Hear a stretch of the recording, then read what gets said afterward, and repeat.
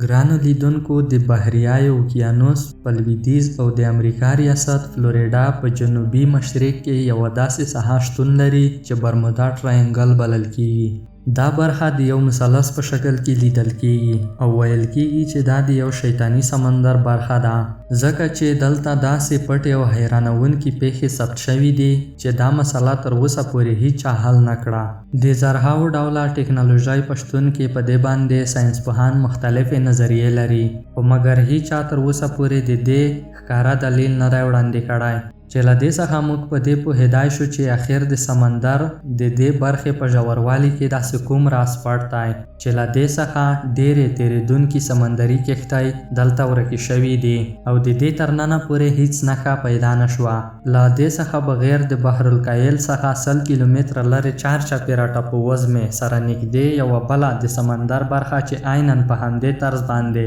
چې دې ته ډیول سی یا ډریګن ټراینګل هم ویل کیږي. لیدونکو، د برمودا مثلث او د شیطاني سمندر حقیقت اخر څه دی؟ په دې باندې د پوهېدو لپاره موږ له ساینسي او مذهبي دواړو لورو څخه پرې ځانونه پوهوو. لومړی ځو د برمودا مثلث په طرف. دغه ساحه د لویدیځ له لوري د خلیج مکسیکو څخه په جنوب کې د لاورډ جزیرې او بیا له شمال څخه تر مثلثه پورې په 300 ټاپووزمو باندې پوښل شوې ساحه ده چې په دې کې نفوس اوسیږي. هغه تقریبا 15 ته رسیږي او زیاتره ټاپووزمې دلته بې نفوسه دي، یعنی له 15 څخه یوازې په 20 جزیرو کې انسانان ژوند کوي. له تیرو 400 کالو راهیسې خلکو هڅې وکړې چې هلته په تلو سره میشت شي، خو لکه څرنګه چې په تیر کې دلته ډول ډول پیښې منځته راغلي. له دې څخه بغیر د ټولو ساینسپوهانو په شتون کې سمندري کښتۍ له دې برخې څخه ډیره لرې تیریږي او په هوایي الوتکه کې هیڅکله دننه مسافرو ته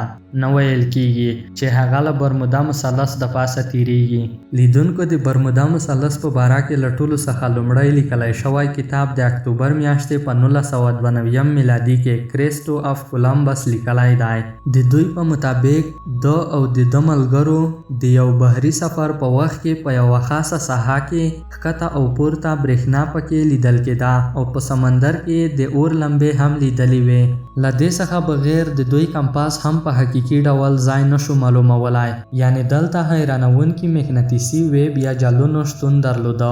او ډېرې خطرناکې پیښې دلته لیدل شوي دي. له برمودا مثلث سره چې لومړی کومه پیښه شوې ده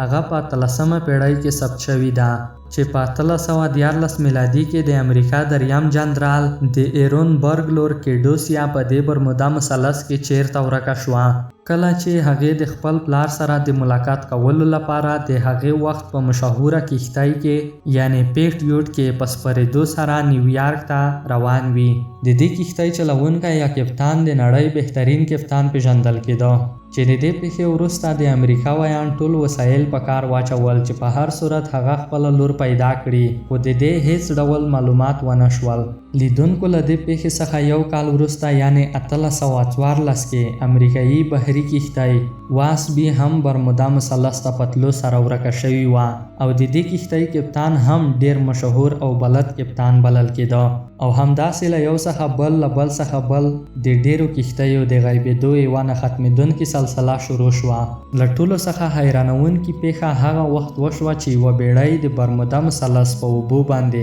په ولاړ ډول پیدا شوه چې د دې ټول مسافر او چلوونکي ورک وي او د ډوډۍ په میزونو باندې خواړه هماغسې شتون درلوده لکه څرنګه چې ټول خلک د ډوډۍ په خوړلو سره پورته شي او چیرته لاړ شي او د کومې پیښې هیڅ نوم او نښه نه لیدل کېده. په همداسې ډول یوه بله پیښه ثبت شوه چې یوه داسې د سټیل په نوم بحري کښتۍ د برمودا مثلث سره نږدې بغیر له مسافرو او برید کوونکو څخه پیدا شوه او د اوبو په سر ولاړه وه. په ټولو خلکو د حیرانۍ جټکه هغه وخت وخوړه چې تر ډیره وخته پورې دا کښتۍ په ریکارډ کې ډوبه شوې ثبت شوې ده، خو مګر اوس کلونه وروسته دا کښتۍ دلته په اوبو کې څپو خوروله او هغه هم د کومو مسافرو او برید کوونکو څخه بغیر، لکه څرنګه چې په ریکارډ کې دا ډیره مخکې ډوبه شوې وه. نو دلته د فکر کولو والا خبره دا ده چې دا غرقه شوې کښتۍ یو ځل بیا سمندر ته څنګه واپس راغله، خو له دې څخه وروسته په 1935 کې په دې ځای کې فضایي الوتکې هم په ورکېدو شوې.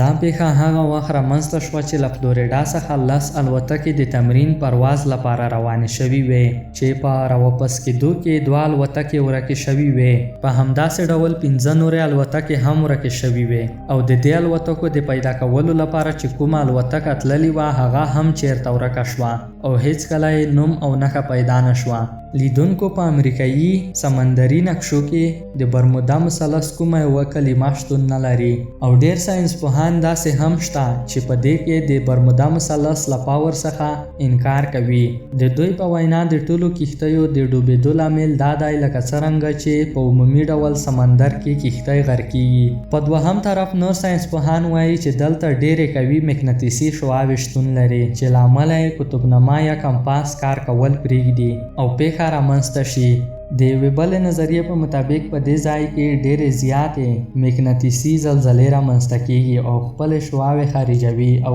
لویې کښتۍ ځان ته راکشوي او له همدې امله د هوایي الوتکې چلوونکي د الوتکې توازن له لاسه ورکوي او سمندر ته په تلو سره ولویږي. لیدونکو اوس راځو د دوهمې پټې بحري ساحې یعنې ډیول سی یا شیطاني سمندر په طرف. په تاریخ کې د منګول امپراتور قبلای خان ذکر هم شتون لري کوم چې 2 ځله په 14مه پیړۍ کې په جاپان باندې د برید کولو هڅه وکړه خو جنگ ته په تلو سره هر ځل د ده کښتۍ په اوبو کې ورکېدې او د حیرانتیا خبره دا ده چې په دې کښتیو کې 40,000 جنګیالي سپاره وو چې وروسته یې هیڅ معلومات ونه شول او دا هماغه د شیطاني سمندر برخه وه چې د بحرالکاهل څخه ونیسه تر ټوکیو پورې 100 کیلومتره لرې د میاک د ټاپووزمې سره شتون لري لکه څرنګه چې د دې ساحې له خفیه رازونو په رد کولو سره انکار کوي او دا وایي چې دلته کومه لویه کښتۍ نه ده ډوبه شوې بلکې کوچنۍ کښتۍ د مقناطیسي جذبې له امله هر وخت ډوبیږي.